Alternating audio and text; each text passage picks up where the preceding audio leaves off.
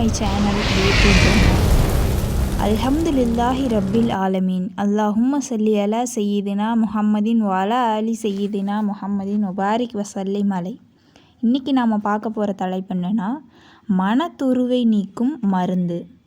ஹஸ்ரத் இப்னு Umar ரலியல்லாஹு அன்ஹு அவர்கள் அறிவிக்கிறார்கள், தண்ணீர் பட்டால் இரும்பு துருப்பிடித்து விடுவது போல் இந்த இதயங்கள் துருப்பிடித்து விடுகின்றன என்று ரசூலுல்லாஹி ஸல்லல்லாஹு அலைஹி வஸல்லம் அவர்கள் கூறியபோது, யா ரசூலல்லாஹ், அத்துருவை நீக்குவது எது என கேட்கப்பட்டது.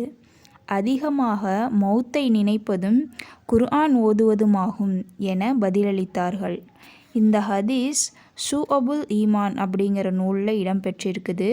இதனுடைய விளக்கம் என்னென்னா, இரும்பின் மீது தண்ணீர் பட்டால் துருப்பிடித்து விடுவது போன்று அதிகமாக பாவங்கள் செய்வதாலும் அல்லாஹ்வின் நினைவை மறந்திருப்பதாலும் இதயங்கள் துருப்பிடித்து விடுகின்றன. பரிசுத்த குர்ஆனை ஓதுவதும் அதிகமாக மௌத்தை நினைப்பதும் அத்துருவை நீக்கும் சாதனங்களாக இருக்கின்றன. இதயம் ஒரு கண்ணாடியை போன்றது. அது எவ்வளவு மங்கலாக இருக்கிறதோ அந்த அளவு ஞானத்தின் பிரதிபலிப்பு குறைந்துவிடும். எந்த அளவு சுத்தமாகவும் தெளிவாகவும் இருக்கிறதோ அந்த அளவு அதில் ஞானம் பிரதிபலிக்கும்.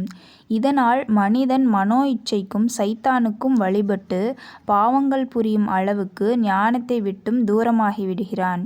இதயம் என்னும் அக்கண்ணாடியை சுத்தப்படுத்துவதற்காக வேண்டிதான் பெரியார்கள் ரியாழாத் என்னும் பயிற்சிகளையும் முஜாஹதாத் என்னும் முயற்சிகளையும் திக்ருகளில் ஈடுபடுத்துவதையும் சொல்லித் தந்திருக்கின்றனர். ஹதீஸ்களில் அறிவிக்கப்பட்டுள்ளதாவது, அடியான் ஒரு பாவத்தை செய்யும் பொழுது அவனுடைய இதயத்தில் ஒரு கருப்பு புள்ளி விழுகிறது. அவன் உண்மையான முறையில் அதற்காக தௌபா செய்துவிட்டால் அப்புள்ளி நீங்கிவிடுகிறது. அவ்வாறின்றி மீண்டும் ஒரு பாவத்தை செய்தால் மற்றொரு புள்ளி விழுகிறது. இவ்வாறே பாவங்கள் செய்ய செய்ய அப்புள்ளிகளும் அதிகமாகி இதயமும் முற்றிலும் கருப்பாகிவிடுகிறது. பிறகு அந்த இதயத்தில் நன்மைகளின் ஆர்வம் ஏற்படுவதில்லை, தீமைகளின் பக்கமே அது சாய்ந்து விடுகிறது என்று கூறிய நபி ஸல்லல்லாஹு அலைஹி வஸல்லம் அவர்கள் அதைத்தான் இந்த ஆயத்தாகிறது சுட்டிக்காட்டுகிறது என்று கூறி, விஷயம் அவ்வாறல்ல, அவர்கள் சம்பாதித்த தீமைகளினால் அவர்களுடைய இதயங்கள் துருப்பிடித்து விட்டன என்று ஓதி காட்டினார்கள். அல்லாஹ் இத்தகைய நிலையை விட்டும் நம்மை காப்பானாக.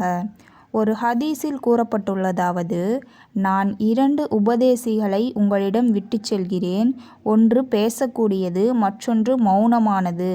பேசக்கூடியது குர்ஆனாகும், மௌனமானது மௌத்தாகும் என ரசூலுல்லாஹி ஸல்லல்லாஹு அலைஹி வஸல்லம் அவர்கள் கூறியுள்ளார்கள்.